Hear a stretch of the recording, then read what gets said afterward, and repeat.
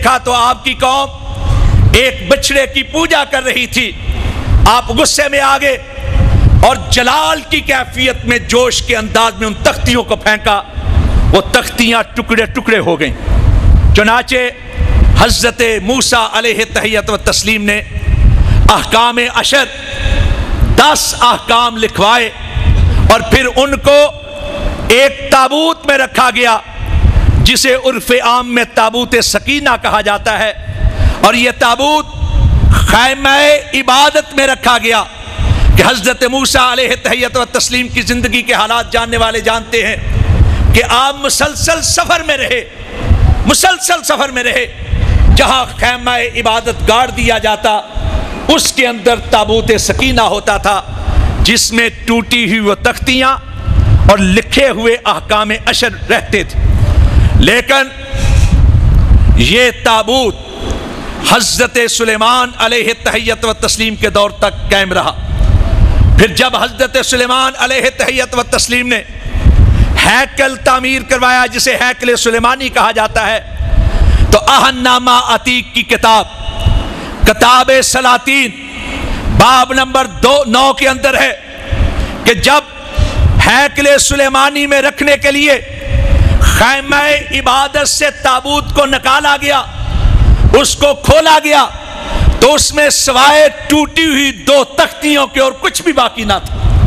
یعنی وہ احکام عشر جو حضرت موسیٰ علیہ تحیت و تسلیم نے لکھوائے تھے وہ مفقود ہو چکے تھے، پتہ نہیں کہاں چلے۔ پھر حضرات اس کے بعد 586 قبل مسیح میں بخت نصر نے ہیکل سلیمانی پر حملہ کیا، ہیکل سلیمانی کو تاراج کیا۔ اس وقت جو کچھ تھا کتابی صورت میں اس کو جلا دیا گیا، بنی اسرائیل کو یہودیوں کو قیدی بنا کر بخت نصر بابل میں لے گیا۔ بابل کے نواح میں اس نے ایک بستی آباد کی جس کا نام تل ابیب رکھا۔ یہ اسیروں کی قیدیوں کی بستی تھی۔ آج کے اسرائیل کے اندر جو تل ابیب کے نام پر شہر قائم ہے، یہ در حقیقت اسی قیدیوں کی بستی کی یاد کے طور پر نام رکھا گیا ہے۔ وہاں جا کر حجی نبی اور زکریا بن برقیہ کی مدد سے کہا یہ گیا کہ حضرت عزیر نے ایک کتاب لکھی جسے آج بائبل کی اصطلاح میں کتاب عذراء کہا جاتا ہے، کہ حضرت عزیر کے ہاتھ کی لکھی ہوئی وہ کتاب عذراء کے نام سے اصطلاح میں اس کا ذکر کیا جاتا ہے۔ لیکن حضرات سن 200 قبل مسیح میں یونان کا ایک حکمران جسے عربی تواریخ کے اندر ابن توکس اول کہا جاتا ہے، اس نے جب یروشلم اور فلسطین کے ان علاقوں پر قبضہ کیا تو اس نے کتاب عذراء کا یونانی میں ترجمہ کروایا۔ لیکن اس کے 40 سال کے بعد 166 قبل مسیح میں ابن توکس چہارم کے دور میں پھر یہودیوں پر ایک برا وقت آیا۔ اس وقت میں ابن توکس نے یہودیوں کے ساری عبادت گاہوں کو مسمار کر دیا اور ان کی کتابوں کو جلا دیا۔ تاریخ کے اندر لکھا ہوا ہے، اور یہ تاریخ کسی مسلمان کی لکھی ہوئی نہیں بلکہ یہ تاریخ انسائکلوپیڈیا آف جوش ہے۔ اس کے اندر لکھا ہے کہ ایک بوڑھا کاہن اپنے 3 بیٹوں کے ساتھ چھپ چھپا کر بھاگا۔ ان 3 بیٹوں میں ایک کا نام مقابیس تھا۔ اس نے 2 حصوں پر ایک کتاب لکھی جو اسی کے نام کی طرح منسوب کر کے کتاب مقابیس کہلاتی۔ اس کا ترجمہ یونانی میں ہوا، پھر اس کا عبروں میں ترجمہ کیا گیا، اور اس وقت تک عبرانی جو تھی، اصل عبرانی وہ ختم ہو چکی تھی، اور یہ وہ زبان تھی جو قبطیوں اور یونانیوں کی زبان سے ملی ہوئی زبان تھی۔ اس کتاب کو یہودیوں نے اپنی مذہبی کتاب قرار دیا، لیکن پھر حالات گزرنے کے ساتھ ساتھ آج تورات کے نام پر یہودیوں کے پاس کوئی کتاب نہیں۔ آج اگر کوئی کتاب ان کے ہاں مذہبی حیثیت رکھتی ہے تو مقابیس کی بگڑی ہوئی ایک شکل ہے۔ حضرات، مجھے احساس ہے کہ وقت مختصر ہے، علماء کرام تشریف لا رہے۔ حضرات، حضرت عیسیٰ علیہ تحیت و تسلیم بیت اللحم اور یروشلم جو آپ کے علاقے تھے، ان علاقوں کی زبان خالدی زبان تھی۔ آج خالدی زبان کا نام و نشان دنیا سے مٹ چکا ہے۔ آج اناجیل اربع ہمارے سامنے ہے۔ پہلی کتاب جو انجیل کے نام پر لکھی گئی وہ ہے متی کی انجیل۔ اور یہاں ایک بات آپ کے گوش گزار کر دوں، سارے عیسائیوں کا یہ عقیدہ ہے کہ اصل انجیل جو کتاب نازل ہوئی تھی اس کی جگہ پر یہ 4 اناجیل جو ہیں جنہیں اناجیل اربع کہا جاتا ہے، اس لیے ان کو مقدس مقام حاصل ہے کہ روح القدس کی تائید سے ان لوگوں نے لکھی تھی۔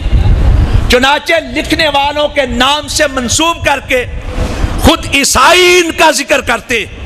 سب سے پہلی کتاب جو انجیل کے نام پر آج کے دور کے حوالے سے ہے وہ ہے متی کی انجیل۔ یہ کتاب ہے جس کے بارے میں ان کی تاریخ کہتی ہے کہ یہ عبرانی میں لکھی گئی، جبکہ حضرت عیسیٰ کی اپنی زبان خالدی زبان تھی جس میں انجیل نازل ہوئی تھی، لیکن عبرانی سے اس کا یونانی میں ترجمہ کیا گیا۔ جب یونانی میں ترجمہ کیا گیا تو اصل کتاب کہاں ہے کوئی پتہ نہیں۔ تاریخ اصل عبرانی کتاب کے بارے میں خاموش۔ پھر عبرانی سے یونانی میں کس نے ترجمہ کیا؟ تاریخ خاموش ہے۔ کب ترجمہ ہوا؟ تاریخ خاموش ہے۔ پھر یونانی سے پھر دوبارہ مختلف زبانوں کے اندر اس کا ترجمہ کیا گیا جس کو آج متی کی انجیل کہا جاتا ہے۔ اور حضرات، یہ کہا گیا کہ متی جو ہے یہ پولس کا شاگرد تھا، اور پولس وہ شخص تھا جس نے حضرت عیسیٰ علیہ تحیت و تسلیم کی زندگی میں حضرت عیسیٰ کی سخت مخالفت کی تھی۔ اب بتائیں، شاگرد کا شاگرد ایک کتاب لکھ رہا ہے، اصل شاگرد جو ہے وہ پولس قرار دیا جاتا ہے، پولس کا آگے شاگرد ہے متی جو کتاب لکھتا ہے جس کو انجیل کا درجہ دیا جاتا ہے، اور پولس وہ ہے جس نے حضرت عیسیٰ علیہ تحیت و تسلیم کی زندگی میں حضرت عیسیٰ کی مخالفت کی تھی، سخت مخالفت کی تھی۔ دوسری کتاب لوکا کی انجیل ہے، اور لوکا یہ جو ہے شخص یہ بھی شاگرد کا شاگرد ہے، اور اس نے کتاب جو لکھی یہ خالدی زبان میں نہیں، حتیٰ کہ عبرانی میں بھی نہیں، یہ یونانی میں لکھی گئی۔ اسی طرح مرکز کی انجیل وہ بھی یونانی میں لکھی گئی۔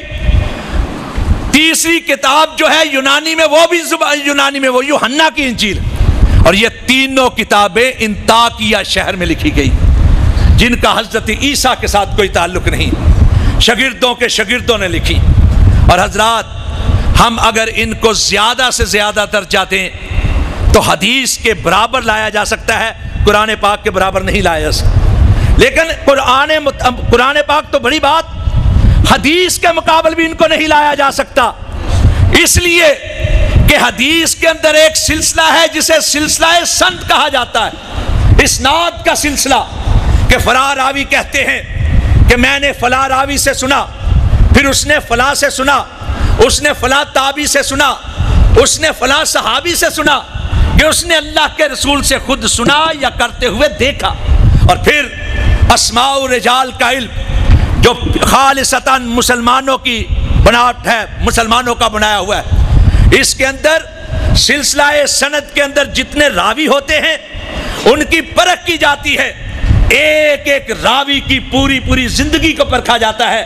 اگر کسی راوی سے زندگی میں ایک بار بھی جھوٹ ثابت ہو جائے تو اس کی روایت کردہ جو روایت ہے اس پر شک کا اظہار کیا جاتا ہے۔ جبکہ متی کی انجیل، لوکا کی انجیل، یوحنا کی انجیل، مرکز کی انجیل، اس میں سند کا کوئی سلسلہ نہیں ہے۔ اس لحاظ سے ہم اس کو اپنی تاریخ کے مقابل لائیں، لیکن تاریخ کے مقابل بھی نہیں لا سکتے، اس لیے کہ تاریخ کے اندر بھی سند کا سلسلہ موجود ہے، اگرچہ اس کا معیار وہ نہیں جو حدیث کی سند کا ہے، لیکن ایک سند کا سلسلہ موجود ہے۔ لیکن ان اناجیل کے لکھنے والوں سے لے کر حضرت عیسیٰ علیہ تحیت و تسلیم تک کوئی سند کا سلسلہ نہیں ہے، اور یہی وجہ ہے کہ متی کی انجیل میں اور لوکا کی انجیل میں بے شمار تضادات ہیں۔